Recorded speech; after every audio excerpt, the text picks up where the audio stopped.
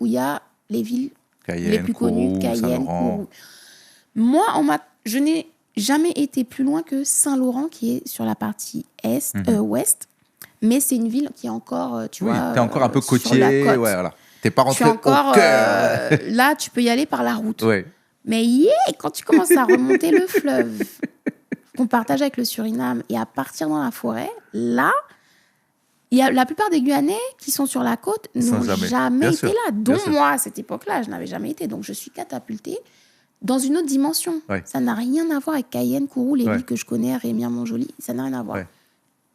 Déjà, ils ont leur langue. Il faut savoir que les Bushinangais, ce sont des peuples qui ont résisté à l'esclavage en s'enfuyant des plantations. D'accord. Et en recréant une vie totalement africaine. Parasité par je ne sais pas quel apport occidental. Non. Peut-être ils se sont laissés un peu influencer par certaines cultures amérindiennes, un petit peu. Il y a eu certainement des fusions, mais ils sont restés authentiquement africains dans tout. Donc, ils ont leur langue, ils ont créé leur langue qui est très basée sur l'Afrique. Donc, quand j'arrive là-bas, il y a très peu de personnes qui parlent français, notamment les élèves. Raconte. Mais écoute, notre histoire est particulière, donc on est quand même bon, après, pendant la traite négrière, bon, faut savoir que voilà, les gens s'étaient acheminés vers le Suriname, d'accord, de la Hollande au Suriname et tout. Et nous, voilà, il y a un peuple il y a une partie du peuple donc noir-marron qui a décidé en fait de s'évader, de partir s'exiler sur le fleuve Maroni.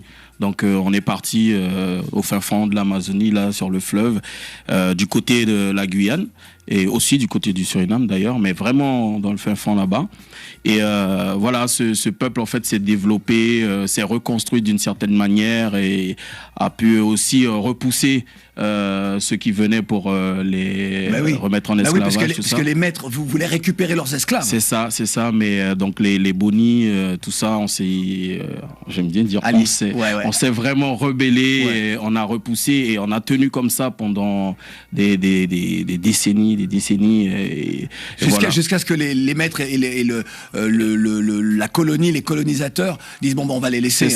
Ils sont perdus, c'est pas la peine. On a même eu l'aide des Amérindiens, et j'aime dire ça aussi. Des peuples autochtones. Ouais, voilà, on a eu leur aide et vraiment, c'est vraiment une fierté aujourd'hui de pouvoir dire ça et voilà, aujourd'hui on est nous, voilà. Alors on l'a pas dit parce que ce sont évidemment, mais nos auditeurs l'auront bien compris, ce sont les Africains donc déportés en Guyane, pris pour être esclaves donc sur les terres des Caraïbes et des Amériques et certains se sont évadés. Voilà. Et on a réussi à conserver aussi cette africanité.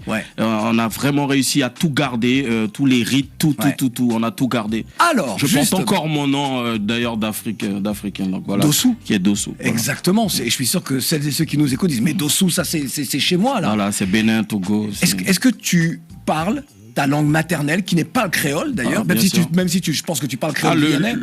Oui, le créole, c'est ma deuxième langue. Mais la langue des Bushinangais, est-ce que tu la parles? Tout à fait. Alors, moi j'aimerais, s'il te plaît, que tu nous fasses un grand bonheur. Je te présente DJ Facemaker. Demain, il sera au platine de la plus grande discothèque d'Afrique. Ou Sugar, je sais pas. Il est alors...